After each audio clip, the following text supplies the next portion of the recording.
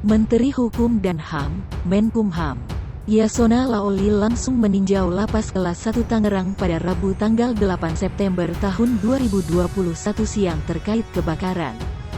Dalam kunjungannya, Yasona mengungkapkan, dari korban meninggal tersebut terdapat napi terorisme dan napi pembunuhan.